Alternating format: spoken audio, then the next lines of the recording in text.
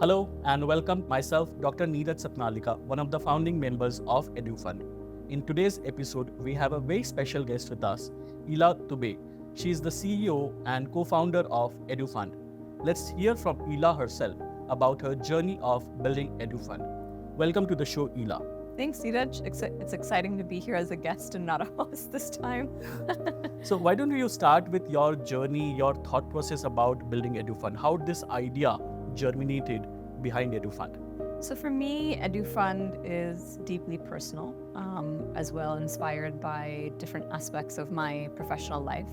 But I would say the entire genesis of Edu Fund for me came when I was procuring my own education. So I was born and brought up in the US, and when it was time for college applications, I had my heart set on New York University in New York. It was my dream college, and I knew I wanted to go to school there. I just didn't realize how much money it was going to cost my family. This was about 14 years ago that when my parents received the admissions package along with the tuition bill, they saw fees that would be north of $250,000 in aggregate for 4 years. So that was a shock, for them, despite my own parents having gone to college in the US. That education was just so expensive, right? And so it was very clear that we'll support you to the extent we can, but $250,000 is a lot of money, and you're going to have to figure out other ways to make it work. Many different forms of financing. So I took an education loan. I was very lucky and generous to get a scholarship, and I ended up working 2 jobs all throughout college to just help support myself, support living costs, right? And it was through, I think, a lot of hard work and, good luck that I was able to complete this degree. But that left a really strong reminder for me that education is a privilege, and not everyone has the privilege and luxury of getting a quality education. Right. And that emotion, I think, was just very deeply entrenched inside of me for a really long time, until I later met my current co-founder, Arindam. He had shared also his passions around education and why he thought education was such a large motivator for students and how it really uplifted families in India, right? Yeah. It provides mobility to middle-class Indian families. And then we started to really study, data and take a look at what the markets were showing were parents in India financially planning for education. And what we realized was that the average Indian parent is very aspirational about their child's future. Absolutely, yeah. They want their kids to get the best marks. They'll give them upskilling courses. They'll pay lakhs of money to do that. They'll send them to very expensive schools. But when it comes time to pay, they actually don't realize that the cost of this education is so much. Right. And so we saw that there was just a fundamental mismatch between how Indian parents were financially planning and academically planning. And that's where we realized we have to make Edu Fund, we have to come up with a solution that's going to help parents think through the steps of financial planning and put it together under one roof so it was easily accessible. Eela, I also know that you were trying to pursue masters, and in fact you got into an Ivy League, but you could not pursue that. Would you be able to share some more insights about that? Yeah, sure. So I did drop out of an Ivy League college. I'm guilty of that. So I did start pursuing a master's at Columbia University immediately after I had graduated, from NYU. It was a master's in international affairs program. So it was a 2-year professional postgraduate degree. And about 1 semester in, I realized that this course is going to cost me a significant amount of money. Yeah. I already had a lot of loans from NYU that I had to pay off, and I had a moment of reflection where I said to myself, we're going to be, in a lot of debt post this degree, and what is the game plan to pay these loans off? I mean, how do I become financially responsible, and do I really want to wait, so long for this debt to compound and then have to pay it off slowly? And that was a really powerful moment for me personally, because I made a decision to leave the program, right? Which I know for many people would be shocking or surprising. For me, it was also shocking and surprising that I was actually doing this because obviously, Columbia is a great university. It's an Ivy League, so why would you do this is what many people ask me, like, what are you thinking? You're leaving an Ivy League. But it was deeply, deeply powerful because it pushed me to go and get a job and become financially responsible and pay off my loan.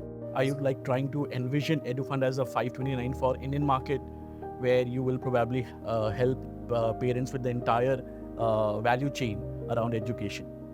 Yeah, so I guess shameless advertising, but my hope and aspiration is for EduFund to become India's first 529, because I think parents could use this to a lot of good and advantage, considering how hyper-focused we are, on education. We spend a considerable amount of money. I think one statistic I read was that the average Indian spends 4 times their GDP per income on education. Yeah, I mean, if you look at education expenses, roughly around 30 lakhs, what a parent spend only K-12 education for his child. And leave aside the undergrad and the postgrad part. If you combine that, the amount runs into crores. So that is definitely a huge number, and the market is huge. So I'm very sure that the cause is very noble. My next question would be around the fees which you mentioned about New York University. 14 years back, it was $250,000. Would you be able to share some insights about the current trend, and how do you draw some parallels for colleges in India? So I had looked up this information about a year and a half ago just to see the impact of education inflation on my own alma mater. I think when I started my university education, tuition for a year was between 40 and 50,000 at that time, right? This was for 1 year, 2 semesters. Now I believe it's north of 65,000. Fantastic. So, fantastic for all the parents. That's like a 50% rise almost. Yes, which is enormous, because that into 4, and of course you have so many other fees along with that, from your living expenses to just wanting to have a good time as a young person living in a city, the transportation, maybe your flights, maybe if you're an international student, your flights to and from, health insurance. So I was speaking to a parent about this recently in India who's looking to send their kid abroad for undergraduate education to a school like NYU. And they're looking to save like 4.5 crores for this, which is huge, right? I mean, that's people could buy a house with that. Absolutely. Right? I mean, it's amazing that people are actually that the numbers are this high now. In terms of quality education in India, I would also say that India is a country that's seeing, while we are a mid-income emerging market country, we're still seeing a huge rise in tuition fees as well. I know that we frequently run the data, but even your local IIMs have seen 20, 30, 40% increases. IIMs are no more subsidized, I think. So I mean, it's just been a fantastic increase in these costs that people, unless they really take time to understand, have no clue until the last minute. Do you really think parents in India are aware about the total cost around education? If not, how do you think EduFund as a platform is solving that? No, I mean, I think a lot of people aren't aware that there are other expenses that add up, right? It's not just paying the fees for tuition, right? If you're even living in a city like Bombay, for example, or a large metro, right? There are costs, and there's also inflation within these cities. It's not as simple as saying, I'm going and I'm paying my tuition bill and ho gaya, right? I mean, if I take my own example, I was living in New York. It's one of the most expensive cities in the world. And I remember my rent for 1 year was $20,000. And this is for 6 months only, because 2 semesters is technically 6.5 months, right? So it's a huge expense. And that was 14, 15 years ago, right? In our attempts to really break this down in a simple way for them, we came out with something called the Edu Fund cost calculator, which looks at about 15 different countries globally, around 6 to 7 streams at the UG and PG level. And we give you a cost estimate. So if Neeraj, let's say, wants to pursue engineering, his postgraduate education, let's say abroad in the UK or the US, we give you a price estimate, taking inflation into mind, how much the cost of this education would be if you're planning 3 years from now, what your living expenses will be roughly if you're living in a metro versus non-metro, right? And against that, how much you're going to just have to pay to survive, right? Which is your accommodation and your living expenses, etc.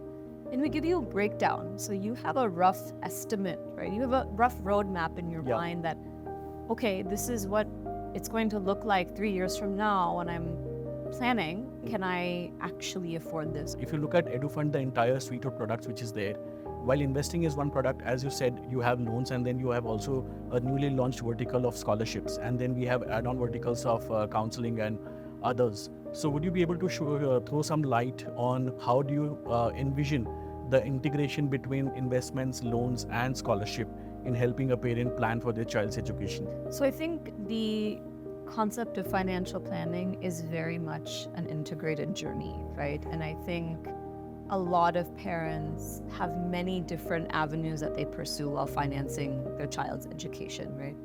I think rarely, at least I have not come across a lot of people that will just write a blank check and say, here is the money for your education, now go do well, etc. Right? I mean, a lot of the time it's a combination of investments, loans, scholarships. And I take the example of myself. If I hadn't had a combination of those things, I wouldn't have gotten that education, right? And so at EduFund, the journey is devised keeping, the parent in mind, keeping in mind that, yes, we can start off saving, and we should. That should be the de facto method. But also appreciating the reality that in some cases it may not be enough. Right. Education is really expensive. It may not be enough. So I may need a loan, right? But if that parent has good credit, if that parent has good collateral, it should be relatively easier for the student to get that education loan, right? And then you combine that with a scholarship if they merit it, right? So the entire journey of financing comes together, right? Under one roof, effectively. The parent need not leave the platform to find solutions. And I think the beauty of our model is, we work with a lot of the mutual fund providers. We work with a lot of the education loan providers. So our focus is the student and the parent to find the best solution for them at all times, right? Because everyone's financial situation is just so diverse, right? Why do you think only mutual funds is probably the best way to save for child's education? So the cost of education in India is rising about 10.5% year on year in the country in rupee terms. Abroad, this could be north of 2.5% in dollar terms, depending on the country, right? You want to choose an instrument that will give you returns to beat that rate of education inflation, right? Because the last thing you want to do is invest in an instrument that's giving you a 6 to 8% return, and the cost of your education is growing significantly more than that, right? Then what is the use, right? Stocks are obviously an option that parents can consider, but the reason that we chose to not look at them conscientiously as a product is because of the volatility that's sometimes associated with equities.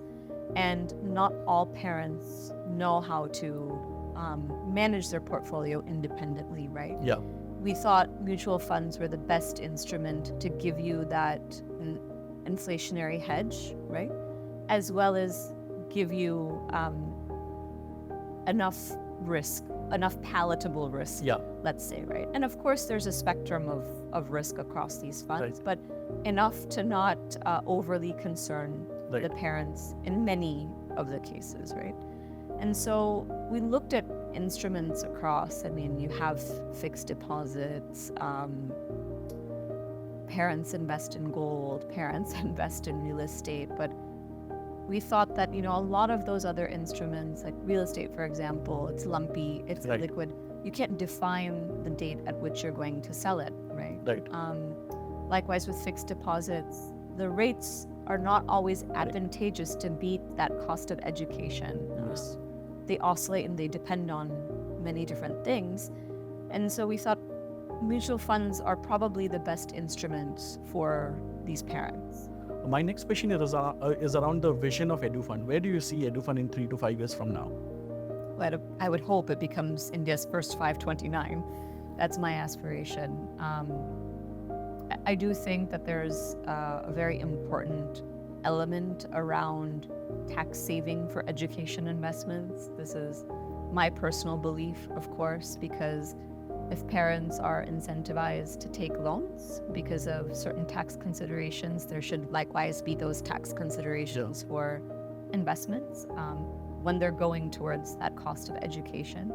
My hope is that in my lifetime working at EduFund, I will see that happen in India. I think the other long-term vision is for EduFund really to become a household name in education planning and financing, so that parents know it's a solution that exists, right? For me, that's the biggest joy, is being able to work with these parents and these students and seeing them get the education of their dreams. Because I fundamentally believe that in a country like India, education provides mobility to people who really need it, right? It provides that gap from, I don't have enough, but I was educated, I got a job, and now I'm uplifting maybe my entire family, right? And I think that's so powerful and so beautiful. So any message which you would want to give to our parents, because I know you have interacted with a lot of our clients who are parents, and for the ones who you have not interacted with directly, any message would you want to share with them through this platform? Don't wait, start. I think that's the biggest advice I can give, is that, tomorrow is today. You really need to start. Even if it means just researching, forget making an investment. If it just means research, if it means reaching out to someone in your network that you think knows about finance, reaching out to EduFund, it's so important, because it's your future, it's your child's future, everything is intrinsically tied together, right? So don't wait for tomorrow, just start today. I think we are through the end of the session. It was wonderful talking with you, Eela. Thanks a lot for spending time with us here today. Likewise. And we look forward to speaking to you again soon. Me too. Thank you. Thanks a lot for your time. Thanks.